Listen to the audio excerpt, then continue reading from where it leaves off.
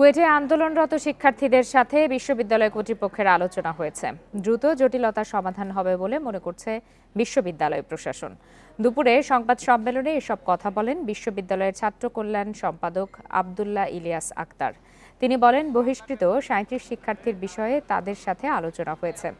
Bundle থাকলে প্রতি সেনমানিতে টাকা বাঁচবে। বিকাশ সেনমানি বান্ডেল কিনে জিতুন প্রতি লেনদেনে। পাশাপাশি শিক্ষার্থীদের বিরুদ্ধে করা মামলার বিষয়টি নিয়েও শিক্ষার্থীদের আশ্বস্ত করা হয়েছে। এ সময় শিক্ষার্থীদের আন্দোলন বন্ধের আহ্বান জানান তিনি। আমরা ছাত্র কল্যাণ পরিচালকের দপ্তরের পক্ষ থেকে ছাত্রদের সাথে আলোচনা অব্যাহত রেখেছি। আমি এই ঘোষণা দিয়েছি, আমার দরজা সবসময় তোমার জন্য খোলা আছে, যে কোনো সময় তোমরা আসতে পারো। পরামর্শ ঠিক আছে, আমরা স্যার আপনার সাথে যোগাযোগ রাখবো। আমরা আশা করতেছি এই সমস্যার সমাধান হবে।